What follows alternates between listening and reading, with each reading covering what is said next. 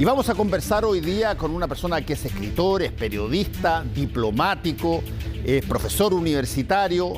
José Rodríguez Elizondo es una persona que conoce muy bien América Latina, conoce muy bien a los países vecinos y queremos conversar con él no solamente de lo que está pasando en América Latina, sino que sobre todo lo que está pasando en nuestro país asociado a la nueva Constitución, los temas que la nueva Constitución plantea y que tienen que ver con el ámbito de estudios tuyo, Pepe.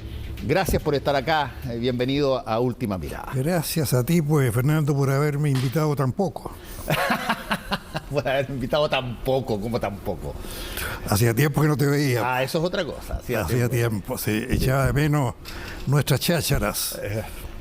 Oye, a ver, partamos por una cosa de base, digamos. En el ámbito internacional asociado a constituciones en América Latina, ¿cuántas han habido en el último tiempo? Ha estado, por cierto, la venezolana, la boliviana en un momento dado, Colombia hizo cambios a su constitución.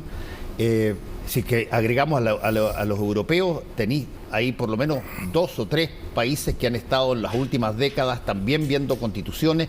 La constitución es algo que normalmente se utiliza no solamente para ordenar la base estructural de poder de un país en términos institucionales, sino también en otras partes, como en Chile, para ordenar el proceso de la población, de los movimientos, de las quejas. ¿Es una respuesta a la ciudadanía o es algo que proviene más bien de una mirada intelectual, política, ideológica exclusivamente? Bien complicado tu planteamiento, Fernando, porque para mí esto tiene un sesgo fuertemente ideológico con base en Hugo Chávez. ¿En Hugo Chávez? En Hugo Chávez. O sea, esto no es... que todo Chávez era culpable de todo eso. No culpable de todo, pero de mucho. Porque fue una lección que le dio a Fidel Castro. Fidel Castro nunca quiso pensar en elecciones, en nada que fuera por el estilo, y Chávez le dio una lección. A ver. Valga la redundancia. Yo tengo tanta popularidad que yo llamo elecciones y las gano todas. Y lo único que me molesta es esta constitución que viene de lejos. Y cuando juró la toma de posesión Hugo Chávez, ¿te acuerdas cómo fue? Juro por esta moribunda constitución. Esa fue su palabra textual con que inició el juramento del cargo, con lo cual dejó a todos sus discípulos, porque desapareció Fidel Castro, el gran piache, el gran brujo, era Chávez, y después venía todos los demás que querían ser los grandes líderes, entre ellos Evo Morales. Y esto significó, desde el punto de vista ideológico, que ya no se querían constituciones marco, como la norteamericana, que es el ejemplo preferido de todo el mundo, ¿no? Nosotros, el pueblo y grandes enunciados que duran hasta el día de hoy con enmiendas. Sí. Bueno, acá vino la izquierda post-castrista o filo-castrista de los países del ALBA con la consigna de que había que cambiar la Constitución para mantener la fachada democrático-representativa electoral. Esa es, a mi juicio, la gran voltereta que estamos dando, sobre todo en América Latina, para desdeñar las constituciones tipo casa común. El ideólogo de Evo Morales, Álvaro García Linera, que es una especie de ideólogo también oficial aquí para mucha gente en Chile, dice en uno de sus libros: ninguna constitución es de consenso. Ya él no valora el consenso para nada. Por lo tanto, cuando uno habla de que quiere una casa común en las constituciones en América Latina, en los sectores de extrema izquierda, porque yo vengo de la izquierda, como tú sabes, pero la izquierda me dejó abandonado en el centro. Yo soy extremista de centro ahora. Entonces los miro como abogado, como estudioso del derecho, de la filosofía del derecho, y me doy cuenta que la Constitución ya no es lo que era. Casa común, no. casa de madera con suelo de barro, lo más aportillada posible para que no moleste. Entonces, en eso estamos. No es la ideal casa común que pensaban los idealistas. Nosotros somos un país muy fetichista del derecho y creemos que todo se arregla con leyes, con constitución. Tuvimos una revuelta en el 18 de octubre, el estallido de la revuelta, y la primera reacción nuestra fue, bueno, hagamos una solución de esto por ley. Y nunca nos pusimos a pensar que en vez de refundar el país como quería la gente un poco extremista, lo que había que refundar eran los partidos políticos. A ver, me parece interesante las dos vías que estás señalando, pero sí te quiero decir algo anterior a lo que tú dijiste. A ver. Las constituciones, y en Chile la hemos experimentado varias veces, y por último, la que está vigente hoy día, que es la Constitución del 80 con las reformas que se hicieron en el 2005, las constituciones expresamente, las personas que las redactaron, dijeron, mira, esto es una cosa que nos sirve, en el caso de esta última, Jaime Guzmán lo dijo explícitamente, esto es una cosa que nos sirve y que está construida de tal forma que si es que alguien llegara a ocupar el gobierno que no fuera de nuestra característica, no podría hacer muchas cosas porque está amarrado por una serie de situaciones.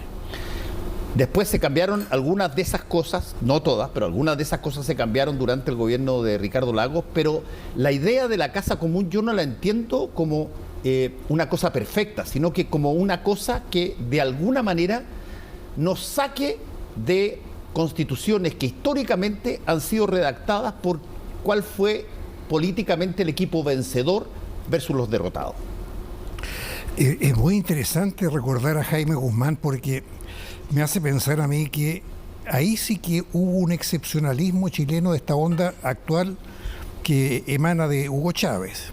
Jaime Guzmán fue el pre-Hugo Chávez, el que diseñó una constitución para nunca más ceder el poder. Y esa constitución dejó de ser una casa común, obviamente. Nunca y fue.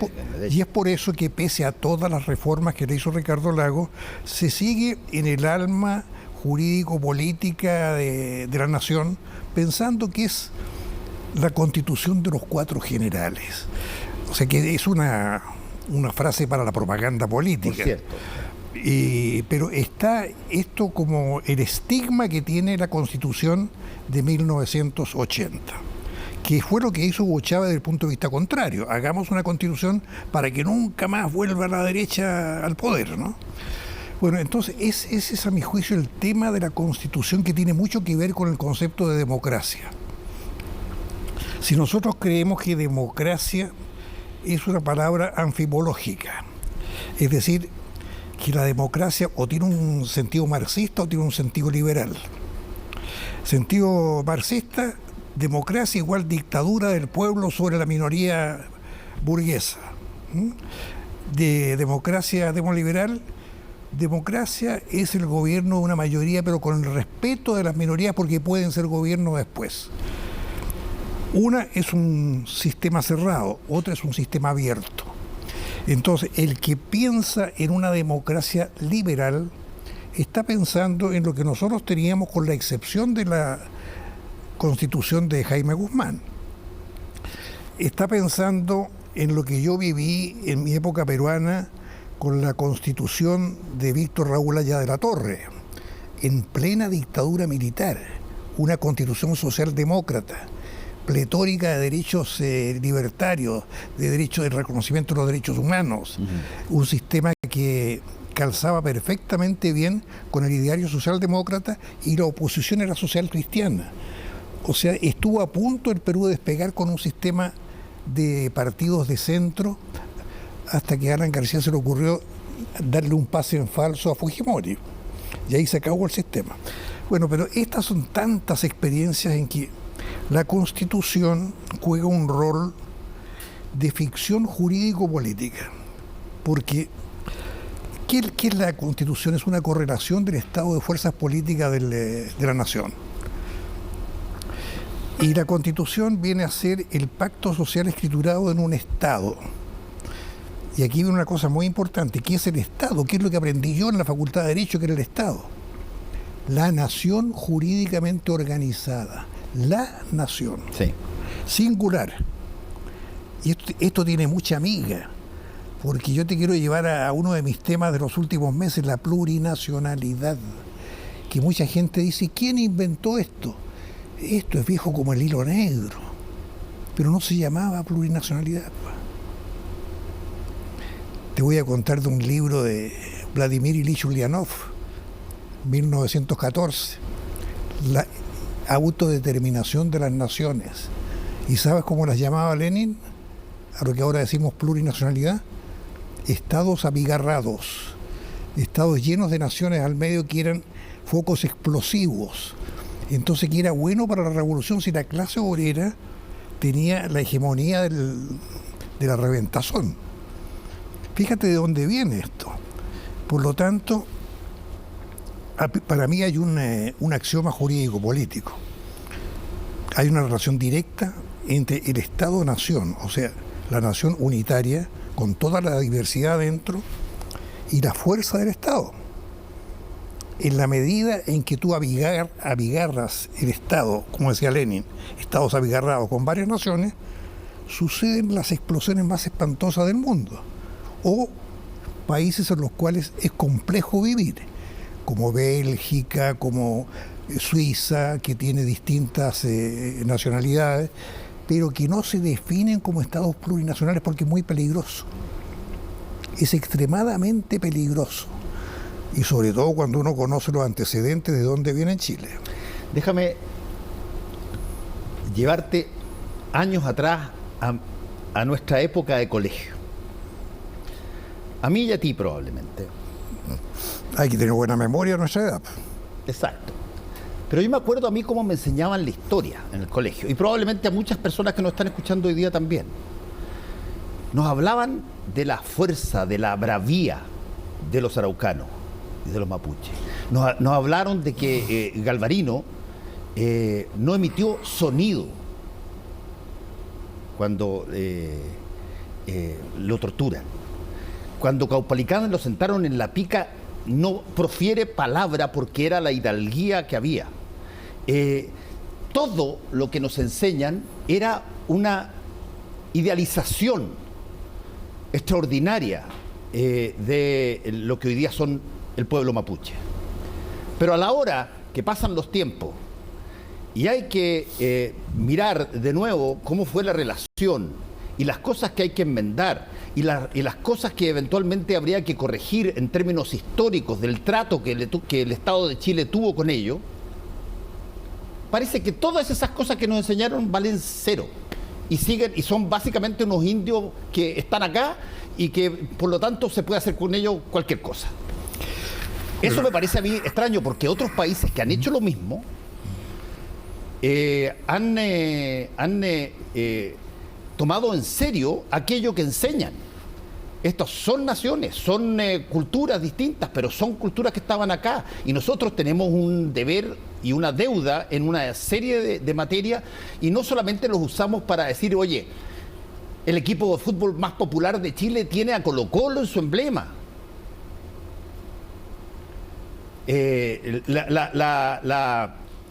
La comuna más rica del país sigue el nombre de un cacique, Vitacura. Y sin embargo, a la hora de tener que entrar en serio a hablar de las situaciones que históricamente tienen que ver, bueno, ¿sabéis qué? Quédense allá, ustedes no tienen nada que ver con nosotros. Que es una cosa muy rara. Rarísimo, pues, Fernando, porque eso es lo que yo llamo el indigenismo culposo de los chilenos. Esto lo vio Bolívar en el discurso famoso de Angostura en 1822, cuando dijo: no somos ni europeos, ni somos indios, somos una sociedad intermedia. Y en el futuro vamos a tener que disputar con los indígenas la posesión de estos territorios. Lo dijo en 1822.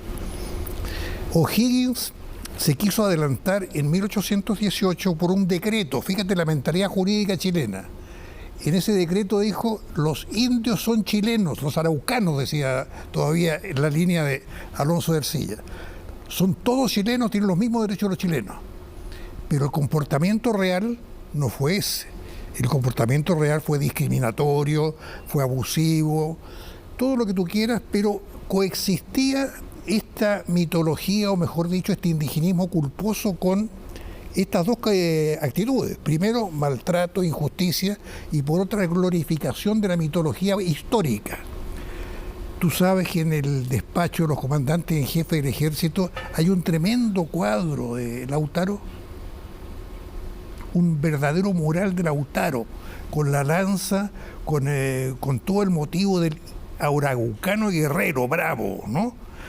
Bueno, entonces, ¿cómo hemos llevado nuestra historia? En muy mala forma, porque ni siquiera los reconocimos como pueblo. Entonces, cuando llega un momento de crispación política, del nivel explosivo que hemos tenido en Chile, ya los araucanos o los mapuches, como hay que decir hoy día, no son lo que eran, ellos mismos han cambiado. O sea, la dinámica de la vida les ha enseñado que nosotros somos chilenos y ellos no. Si tú tienes amigos araucanos, ellos nunca se reconocen como chilenos. Entonces viene la ley del péndulo.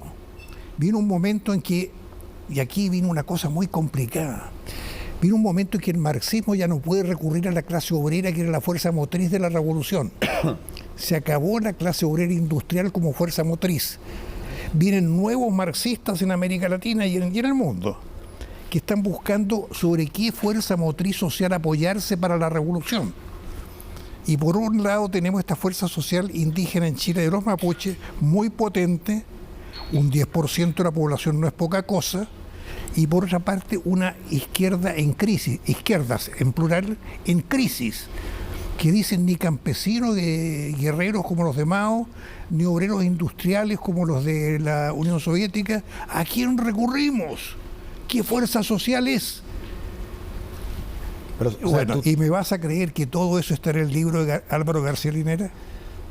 Ya, pero tú lo que estás diciendo entonces de que no corresponde el hacer una revisión histórica respecto del trato y las cosas que eventualmente tienen derecho a tener los pueblos originarios en una constitución que nunca jamás las ha reconocido, digamos.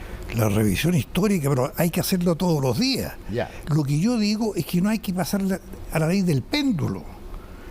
Reconozcamos a nuestros pueblos mapuches y los demás pueblos originarios en la Constitución.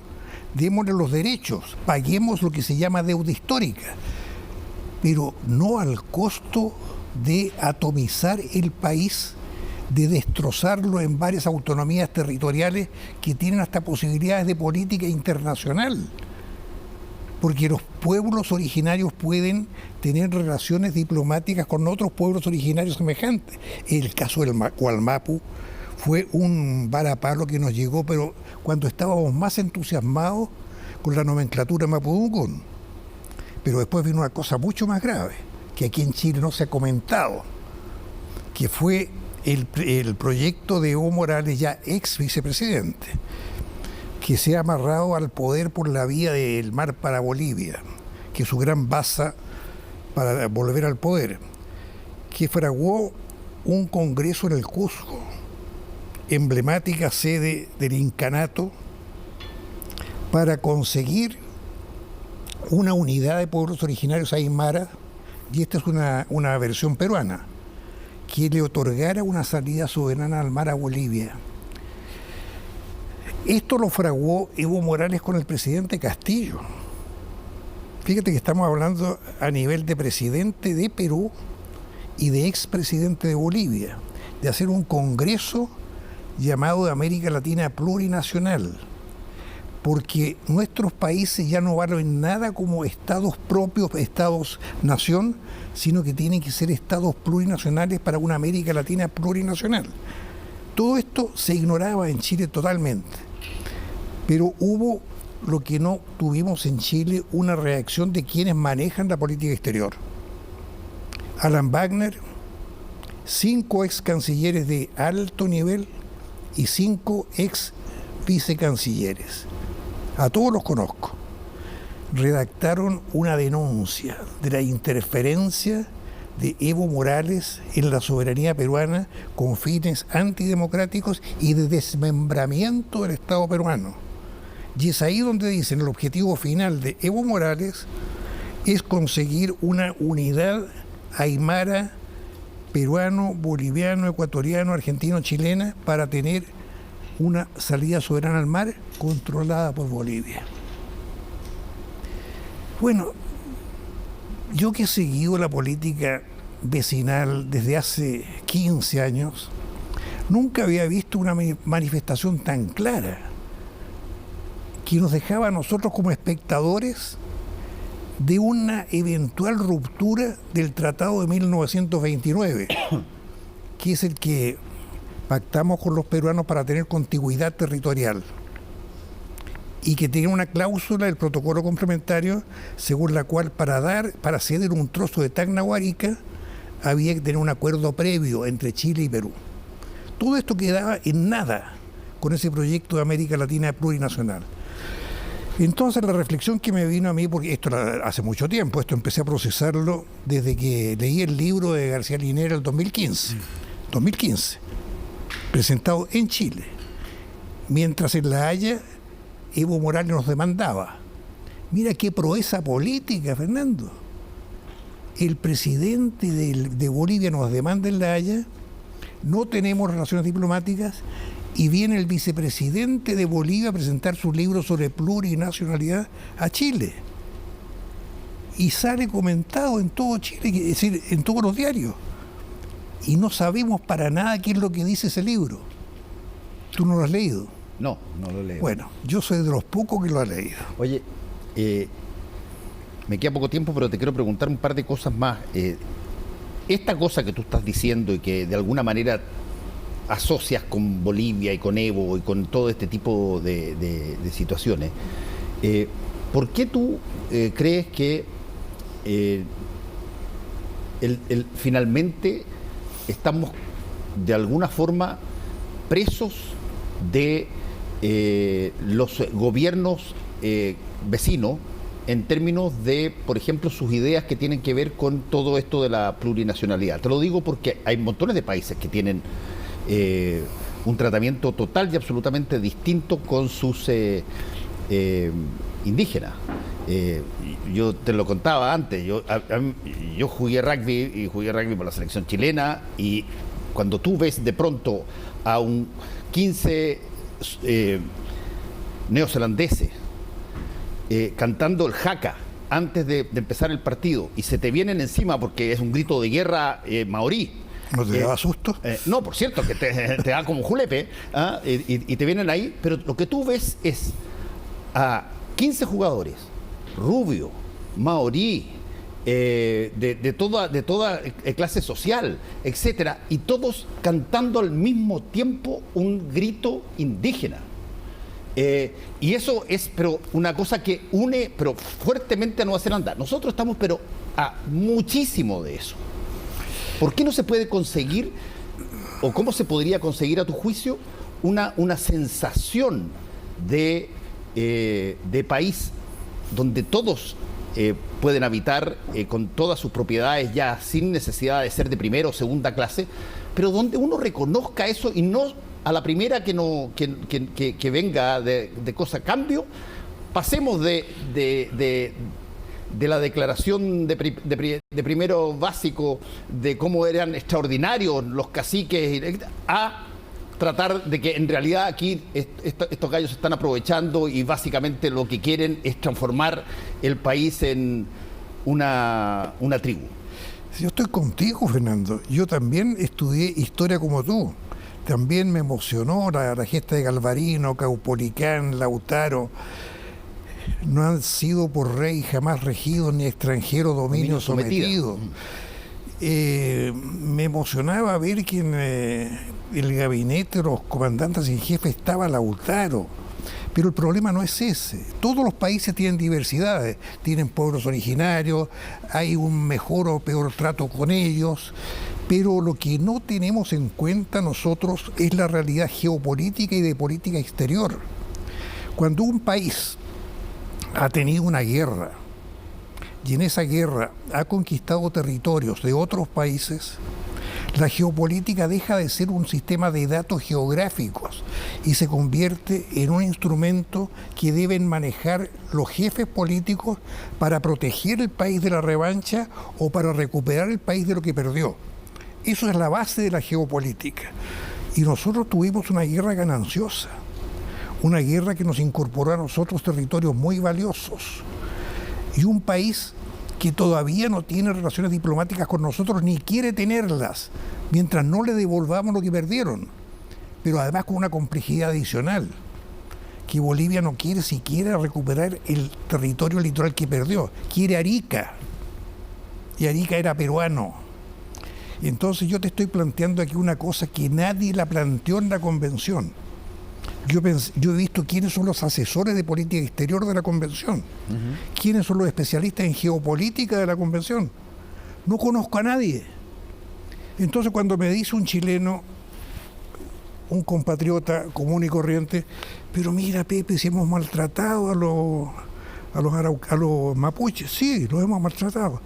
¿Y qué nos costaría a nosotros, Pepe, darle un pedacito de territorio soberano a Bolivia para que te salga del mar? Todo lo que tenemos de mar. Bueno, tú sabes que si le damos una salida soberana al mar tiene que ser por Arica para no cortar el territorio. Tú sabes que si le damos una salida soberana al mar por Arica tenemos un pleito con Perú, que tenemos un tratado según el cual tenemos que pedirle primero la anuencia a ellos. Sí. Fíjate, por favor, querido amigo, lo complejo que es este tema, como para que se someta a una votación de gente que no sabe lo que ha pasado en la historia real, que tiene una historia retórica. Ok, pero ¿tú crees que el riesgo está en eso? ¿Que el riesgo está en que con estas declaraciones plurinacionales y estas cosas, el riesgo sea el que Bolivia tenga un peldaño del cual sostenerse para reclamar el mar? Con Bolivia, Fernando, no tenemos relaciones diplomáticas, lo cual ya es un gesto de inamistad. Con Evo Morales tuvimos gestos de beligerancia, llamados a recuperar Antofagasta, Choquehuanca hablando de derramar sangre si era necesario, planteamientos antichilenos en todo el mundo, convenciendo incluso a un pontífice romano con posiciones simpáticas. Por lo tanto, si yo soy chileno, digo, bueno, yo como chileno tengo que defender a Chile. Me gustaría que el mundo fuera de Bircipap, como decíamos antes.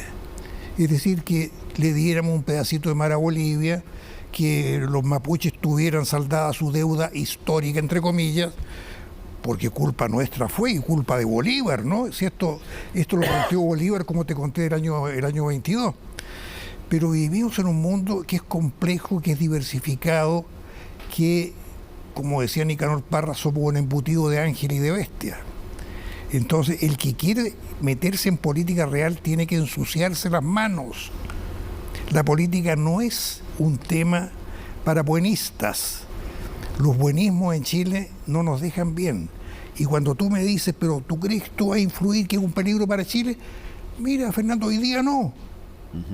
Pero los conflictos grandes en el mundo se fraguan a través de años.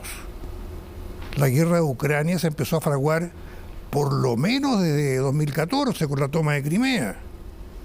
Y mucho antes seguramente por el conflicto que había binacional en la misma Crimea. Yugoslavia vivió muy bien mientras había una dictadura como la de Tito.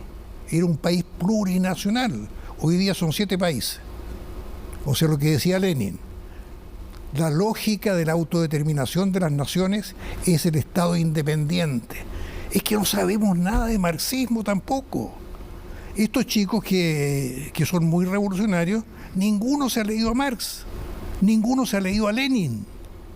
No, pues entonces, cuando uno conoce un poquito de Lenin, un poquito de Marx, dice, bueno, por lo menos léanse a Mariátegui. Si somos indigenistas, pensemos que Mariátegui, el mayor teórico del indigenismo en América Latina, tenía un libro que decía peruanicemos el Perú. No refundemos el Perú, peruanicémoslo. Raya para la suma, Pepe. ¿Cómo ves tú este resultado plebiscitario en este tipo de materia? Porque son cosas que efectivamente pueden ser reformables y pueden ser posteriormente parte de las discusiones que hoy día todos los sectores están diciendo que quieren tener después de cualquiera sea el resultado del plebiscito. Pero ¿cómo se mezclan los valores clásicos de las constituciones que hablan del todo con las partes? Bueno, primero que las constituciones dejaron de ser la Casa Común hace mucho tiempo. Ahora tienen mucho de programa político. Pero dentro de eso que tienen de programa político, por lo menos se mantenían las formas. Y esta constitución que nos están ofreciendo hoy día, para mí tiene una cosa insalvable que es el peligro para Chile. O sea, esto no lo miro en menos yo, porque yo, como soy estudioso de geopolítica y como entiendo algo de política vecinal, yo sé que estas cosas se fraguan de aquí a muchos años. Estamos creando las condiciones peligrosas que no existían. Cuando tú creas un peligro que no existía, bueno, tú tienes que evitarlo. Y si yo soy chileno, yo creo que mi deber es defender a Chile. Y creo que en este contexto no lo hemos defendido porque, como somos fetichistas del derecho, creemos que cada vez que tenemos un conflicto basta con nombrar abogados que nos defiendan. Y como soy estudioso de la diplomacia, sé que el ícono mundial de la diplomacia, Talleyrand, siempre dijo en sus memorias que todo derecho puede ser conflictivo o desconocido. O sea, no es una salvaguarda. Esta nomenclatura nuestra, los tratados intangibles, bueno, yo siempre he dicho que tan intangibles son que hace 10 años tuvimos 2 demandas contra esos tratados. Tan intangibles no eran. Por eso, mira, yo creo que me digan a mí que esta constitución que nos proponen está llena de cosas buenas, yo lo creo. Pero hay cosas que como chileno no puedo aceptar. Es un pastel envenenado, aquí está un trocito envenenado, pero yo puedo que me coma ese y no el resto del pastel. Entonces, por ese peligro, yo creo que no tenemos derecho, como chilenos, a poner en peligro a nuestro país. Y que esto no te suene patriotero, porque lo he estudiado desde hace bastantes años. ¿Tú algo has leído de lo que yo he escrito con respecto a Bolivia y a todo esto? Los bolivianos no piensan todos como Evo Morales. Ahí está uno de los grandes temas. Pero Bolivia está haciendo eso a Chile. No, Bolivia no. Bolivia tiene un serio conflicto con un político como Evo Morales, que es un enemigo de Chile. Yo he conversado con Carlos Mesa, he conversado con Rodríguez Belcé. Fui muy amigo de un canciller de Rodríguez Belcé, de Armando Loaiza. O sea, conozco al peruano culto, ilustrado, que tiene conocimiento de la política exterior, que sabe que lo peor que le puede pasar a un país es una revancha bélica. Porque como dijo un famoso tratadista alemán, todas las guerras se pierden. Sí. Ahora convengamos una cosa, que eso alguna vez tú me la dijiste también, siempre se pueden encontrar excusas si tú quieres levantar situaciones chauvinistas de países respecto de otros países. No necesitas para eso de que el otro país tenga escrita la Constitución de una determinada manera. Siempre puedes salir tú y pedir mar para Bolivia si es que tú tienes a alguien que quiere hacerlo, porque de hecho le puede convenir, como ha sido para muchos mandamases en Bolivia. Sí, el problema es por qué creas tú en tu país un peligro. Que los bolivianos quieran salir del enclaustramiento, como dicen ellos, bueno, es un problema nacional para ellos y lo han profundizado. Entonces es muy difícil para los políticos democráticos que valoran la alternancia en el poder en Bolivia, luchar contra un irredentismo que se lo han machacado con estas posiciones muy, muy revanchistas. Entonces lo que yo le pido a mis compatriotas es que tenemos ese peligro, no tener relaciones diplomáticas con un vecino no es igual que no tenerlas con una antípoda. Sí. Si yo no tengo relaciones diplomáticas con un país antípoda, mira, pasamos como 10 años sin relaciones con el Japón, después de la Segunda Guerra Mundial, no nos dimos ni cuenta. Pero con Bolivia tenemos problemas todos los días. Carabineros que no tienen fuerzas para controlar la migración, robos de vehículos, las mineras, Coyahuasi, vive siendo asaltada por gente que viene del... ¿Y tú quieres, raya para la suma, porque se me acabó el tiempo, tú crees que la Constitución o acápites de la Constitución, por la lógica que tú dices de la plurinacionalidad, podrían favorecer abrir portillos por lo que las mismas cosas que se han tratado anteriormente por parte de los bolivianos o de los jerarcas bolivianos vuelvan a ser igual? Estamos creando peligros donde no los había. No te digo que mañana. Como he dicho en algún texto, me hace recordar mucho una obra de Brecht, cuando el esclavo dice soy libre y se cortó un pie, ¿no? ¿Por qué nos vamos a cortar un pie? ¿Quién nos obliga? Bueno, y ahí viene el tema. En toda constitución, en todo texto político, jurídico, hay cerebros de intelectuales que han pensado estas cosas. Entonces la Constitución que nos han propuesto está llena de cosas bonitas, de muchos derechos. Le hace justicia desde el punto de vista retórico a los mapuches. Pero los mapuches mismos no están unidos con respecto a lo que está pasando. O sea, ellos no quieren ser el juego de los chilenos. Tú sabes que los mapuches no se sienten chilenos. Y de repente hay mucho mapuche muy inteligente que dice, me quieren usar, pero yo no me dejo usar. Eso se vio en la misma convención. O sea, ellos tienen una fuerza social que un sector político ideológico quiere usarla, y ellos saben que tienen esa fuerza social y no quieren dejarse usar. De tal complejidad lo que estamos viviendo aquí en Chile como esto. José Rodríguez Elizondo, bueno, te voy a dejar invitado para, bueno, después del plebiscito sin duda, y conversar no solamente sobre los resultados del plebiscito, que puede ser interesante también, pero continuar un poco con la lógica de los problemas que son históricos de Chile en materia fronteriza y cómo esas cosas pueden verse acicateadas o pueden verse disminuidas por medidas que la política haga, digamos. Bueno, te voy a cobrar la palabra, Cóbrame. porque yo me entretengo mucho con tu programa. Bueno, muchas gracias, Rodrigo.